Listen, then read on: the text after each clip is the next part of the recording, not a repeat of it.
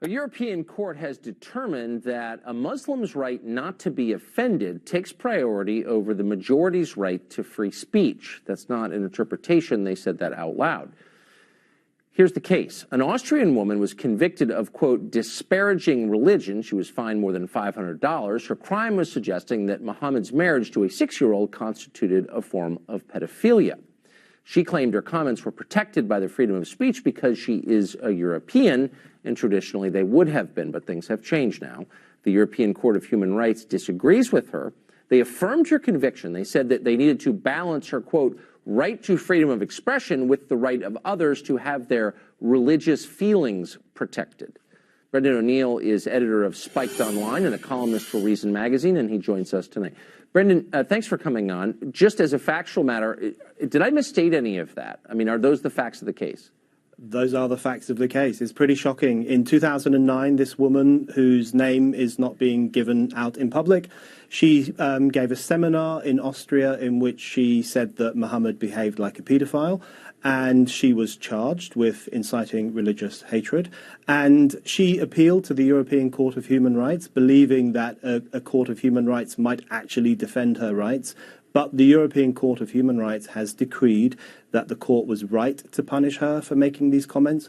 And furthermore, the European Court of Human Rights establishes precedent across Europe. So we now have effectively been warned, all Europeans, that you are forbidden from making this comment about Muhammad.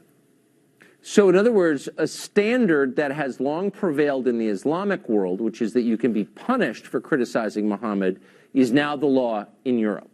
Exactly right. And I think this is pretty terrifying because what we are witnessing in Europe is the return of blasphemy law by the back door. You know, people fought long and hard in many European countries for the right to question religion, to mock gods, to make fun of prophets. This is a long, hard fought for liberty. It's now being overturned by these new forms of blasphemy law, which really are rehabilitating quite medieval laws, which tell us that there are certain things about religious gods and prophets that we are not allowed to say. I think it is a brazen and terrifying attack on freedom of speech. Yes, and one specific religion. I mean, I assume you're still free to attack the Archbishop of Canterbury. In fact, of course you are. It's Islam. So, but let me ask you this. The guardians of the First Amendment in any society, of course, are journalists. I mean, that's their role in a society. But my sense is the European press has not reacted like their house is burning down to this. They haven't raised a hue and cry over it, or have I missed that?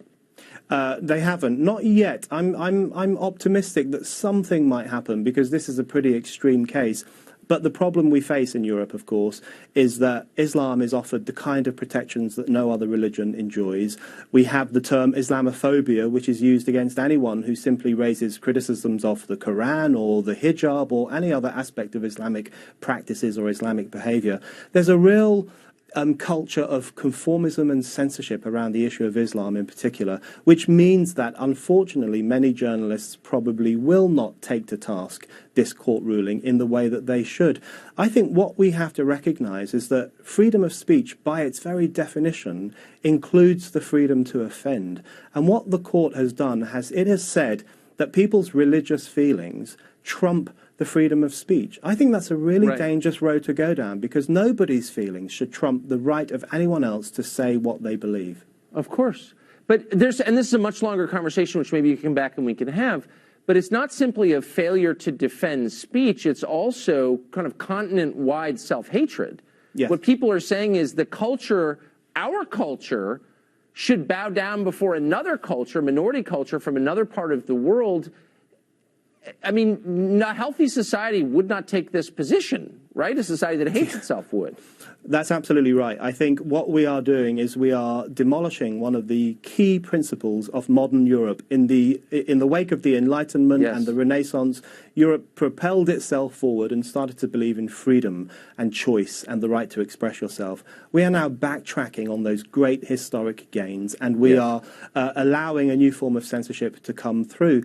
I also think it's a very dangerous ruling. We have many radical Islamists in Europe, and the court has now basically said it is impermissible for people to say this thing about Muhammad. What message does that send to these people? It tells them that if they hear someone say this, maybe they can punish them. Maybe they can reprimand them. Exactly. That's exactly right. In the way they did with Charlie Hebdo. I think this is green-lighting pretty violent responses to criticisms of Islam. Brendan, thank you, and I hope you will come back. Nice Thank you, Tucker.